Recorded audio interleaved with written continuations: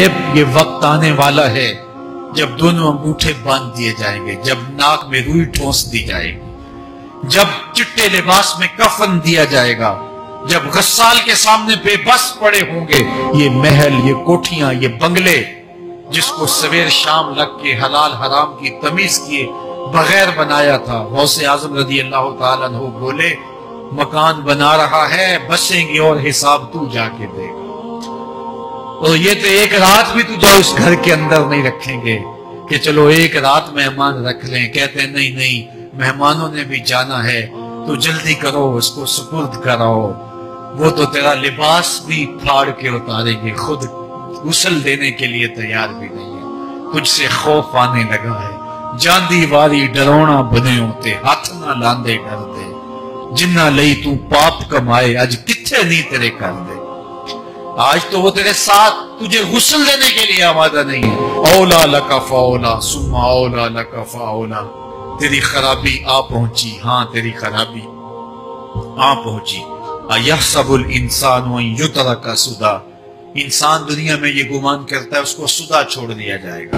آج تو مسلمان ہے، آج تو شہزادہ ہے، آج تو بادشاہ ہے، آج تو زوراور ہے، آج تیری طاقت کے کیا کہنے، آج شیروں کو تو نچا لیتا ہے، ہاتھیوں کو تو بٹھا لیتا ہے، تیری صورت نکھرتی ہے، تیرے ہونٹ گلابی ہیں اور تیری نرگسی آنکھیں ہیں، تیرے ریشمی بال ہیں اور تیری خوبصورت رنگت ہے، تو چال چلتا ہے تو لگتا ہے قیامت چل رہی ہے، تیرا قد رانا جو ہے وہ صنوبر کو شرماتا ہے، تیری گفتار کے تنتنے ہیں، جس نے اتنی خوبصورت شکل ماں کے رحم میں بنائی، کیا وہ ہڈیوں کو جوڑ کے دوبارہ انسان نہیں بنا سکتا؟ وہ دوبارہ انسان بنائے گا اور پھر تجھے اپنے حضور کھڑا کرے گا۔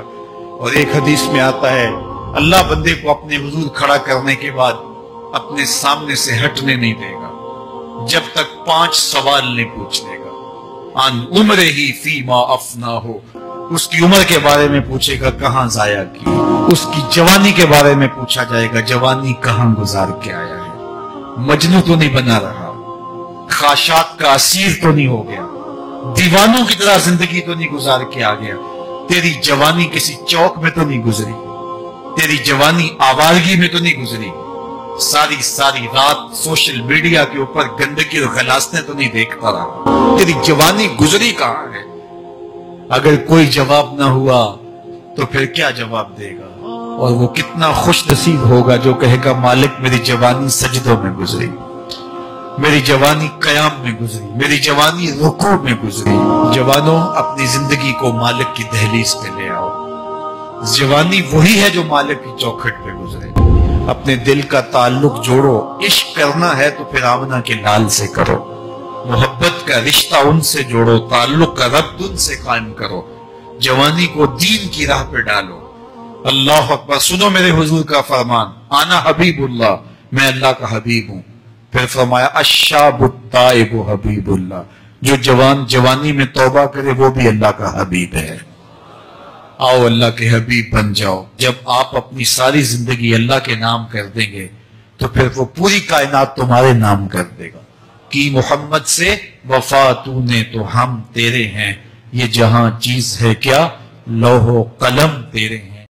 دین کی بات پھیلانا صدقہ جاریہ ہے، ثواب کی نیت سے ویڈیو کو شیئر ضرور کیجیے۔ جزاک اللہ۔